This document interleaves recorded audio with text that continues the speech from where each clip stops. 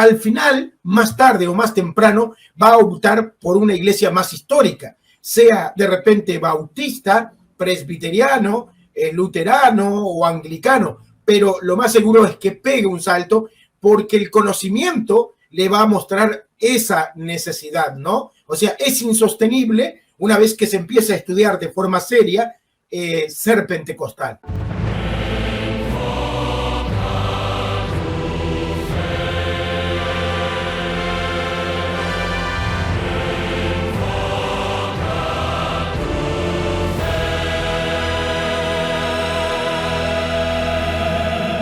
Luis Lisboa fue pastor presbiteriano.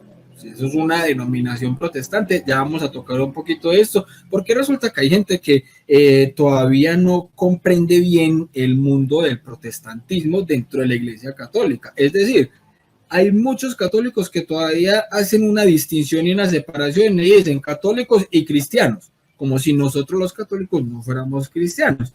Entonces todavía muchos católicos incluso no entienden que dentro de las mismas denominaciones protestantes hay una gran variedad de cosmovisiones y pensamientos e ideas muy diferentes.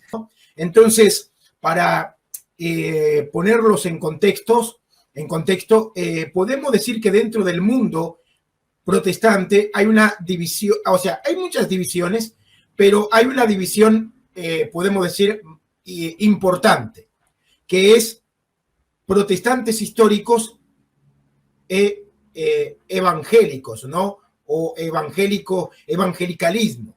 Entonces, dentro de los protestantes históricos, nosotros tenemos a los luteranos, anglicanos, metodistas, presbiterianos.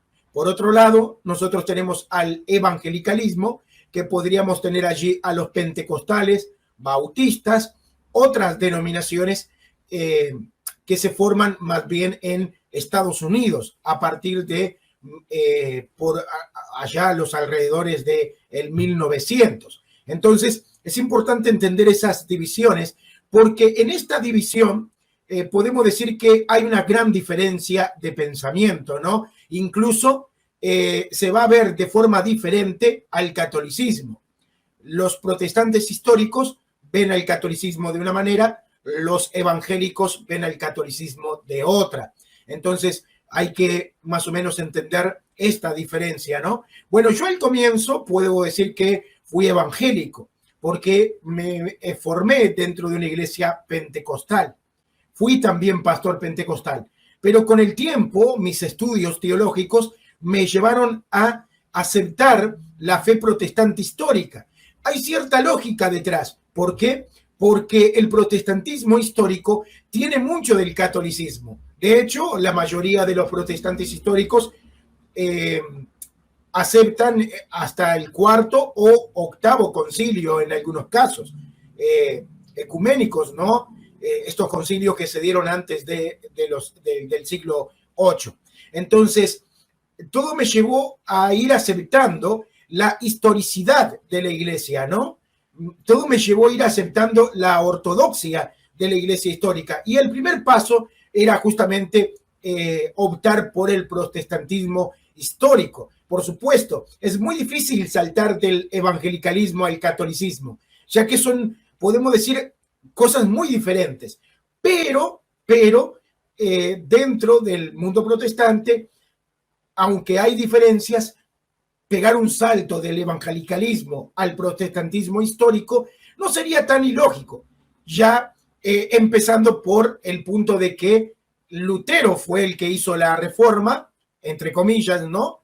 Entonces, no estaría tan loco pensar que optar por el luteranismo sea una buena opción dentro del mundo protestante.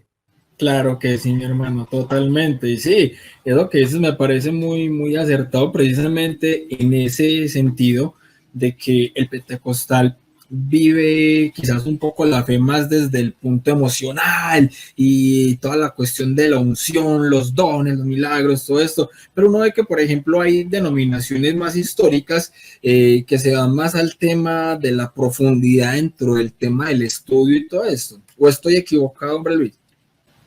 No, está en lo correcto. El pentecostalismo es como la vertiente del pensamiento cristiano más alejado de la ortodoxia. ¿Por qué? Porque ellos se separan completamente de la teología ortodoxa. O sea, un pentecostal no va a saber de repente explicarte lo que es la unión hipotática, no va a saber, o sea, no reconoce a María como madre de Dios, tiene serios problemas con la cristología. Entonces, claro, ellos están muy separados de la ortodoxia teológica, ¿no? De la historicidad, de la catolicidad de la iglesia. Ellos están totalmente alejados. Es como la vertiente más alejada. Entonces, por supuesto, todo pentecostal que empieza a estudiar de forma seria la teología, la historia de la iglesia, al final, más tarde o más temprano, va a optar por una iglesia más histórica, sea de repente bautista, presbiteriano, luterano o anglicano, pero lo más seguro es que pegue un salto porque el conocimiento le va a mostrar esa necesidad, ¿no? O sea, es insostenible una vez que se empieza a estudiar de forma seria ser pentecostal. Y no quiero ofender a nadie, pero es la realidad, ¿no? Pues, del pentecostalismo pasaste a ser presbiteriano o pasaste por otra escala. Bueno, yo como pentecostal estuve unos cuantos años, o sea, básicamente como activo unos quizás 12 años, ¿no? 12 años. Después opté por la teología bautista, pero dentro, aquellos que conocen más o menos las diferencias que hay, porque son muchas, entonces, por supuesto, si me pongo a explicar, me voy a expandir mucho, voy a tratar de hacerlo resumido, pero dentro de la gran diversidad de pensamiento que hay dentro del mundo protestante, están los bautistas, podemos decir, particulares. ¿Quiénes son los bautistas particulares? Bueno, los bautistas particulares son como una rama de los bautistas, diferentes a los bautistas del sur, diferentes a los bautistas del norte, diferentes a los bautistas independientes o fundamentales. Es una rama de los bautistas que aceptaron el calvinismo o la soteriología calvinista, ¿ok? Entonces, una vez yo empecé a estudiar teología con los bautistas calvinistas, empecé a inclinarme más por el calvinismo y esto me llevó a aceptar el presbiterianismo. ¿Por qué? Porque los bautistas particulares que aceptan el calvinismo solo aceptan parte de la soteriología, o sea, lo que viene a ser el desarrollo de la salvación, pero no aceptan otras propuestas de Calvino. Entonces, si nosotros queremos encontrar el calvinismo en su máximo esplendor, tendríamos que hacernos presbiterianos. ¿Por qué? Porque, por ejemplo, Calvino era paido bautista, los bautistas no. De hecho, de ahí es que viene el nombre bautista, ¿no? De justamente de los anabautistas, personas que no aceptaban el paido bautismo y que rebautizaban a las personas. El presbiterianismo no rebautiza, siempre y cuando la persona se haya bautizado en nombre del Padre, del Hijo y del Espíritu Santo, sea bebé o sea en edad adulta, el bautismo para el presbiteriano es un bautismo válido. Para el bautista no, o sea, para el bautista, una persona que fue bautizado de bebé, no tiene un bautismo válido, por ende lo van a volver a bautizar. Entonces, de alguna manera, como yo era, o sea, estaba optando por la fe calvinista, aunque yo inicié dentro de lo que viene a ser la rama bautista, el calvinismo en su máxima expresión me llevó a estudiar un poco más la historia de la iglesia. Porque, a ver, si los bautistas calvinistas toman de Calvino pensamientos teológicos, entonces, ¿por qué no estudiar las diferencias que hay en el calvinismo? ¿Por qué Calvino bautizaba bebés y los bautistas no, aunque se hacen llamar calvinistas? Entonces, claro, eso me llevó a estudiar el pensamiento de Calvino, eso me llevó a estudiar la historia de la iglesia, el bautismo. Bueno, es una locura, pero Y son cosas que a veces son hasta tan obvias que muchas veces la gente no se pone, pues no se para a preguntarse por ellas. Simplemente asume su teología tal cual como se la entregaron como vino y ya, no quiero saber más nada de lo que hay a los lados. Muy Exacto, bien ahí por ese lado, mi hermano. Exactamente. Bueno.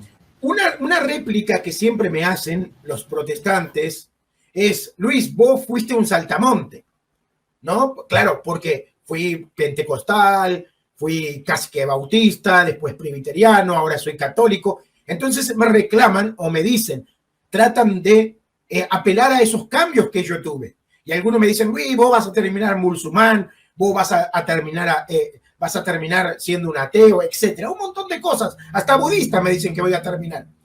Pero en realidad, ellos, podemos decir que hacen un hombre de paja, ¿no? Con mi conversión. Porque hay una lógica detrás, como tú dices, es algo evidente. Pero por supuesto, para una persona que conoce un 3% de la teología, las cosas son muy diferentes al principio, pero a medida que va avanzando, el conocimiento requiere cierta responsabilidad. Yo siempre digo, a ver, el cristiano, un verdadero cristiano, así se convierta en la fe protestante, asume un compromiso con la verdad, con esa verdad que supone que tiene que seguir. Y ese compromiso con la verdad requiere que si se tiene que hacer algún cambio en pos de la verdad, se haga. Entonces yo siempre le digo a los hermanos, ¿qué es más coherente?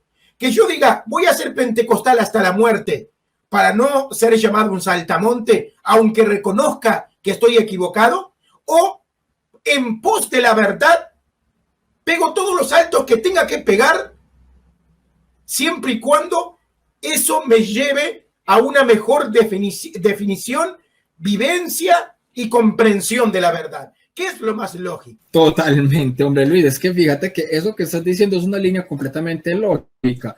Uno puede entender que a alguien le digan que puede ser un saltamontes, pero es que eso depende mucho de las razones que le están llevando a tener ese cambio, porque claro, hay gente que se va con el respeto de los hermanos protestantes y separados, pero para mí obviamente muchas veces así, que saltan de un garaje en otro, ¿cierto? ¿Pero por qué? Porque entonces ya me cayó mal este pastor, entonces me voy para donde el otro, y resulta que el otro era una denominación diferente. Es que aquí rezan más bonito.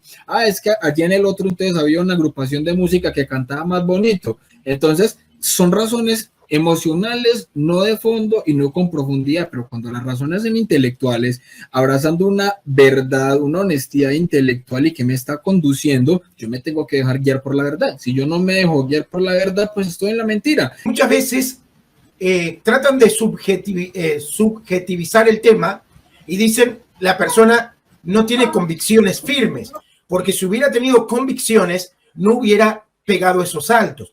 Pero sin embargo, otras personas podrían decir, este hombre tiene convicciones, es un hombre de convicción, porque es tanta su convicción sobre Dios y el cristianismo, que su convicción lo llevó a tomar riesgos, lo llevó a tomar cambios, que incluso lo llevó a ser, podemos decir así, que señalado por sus propios hermanos, ¿no? Entonces, todo depende del punto de vista y de lo que la persona entienda como convicción.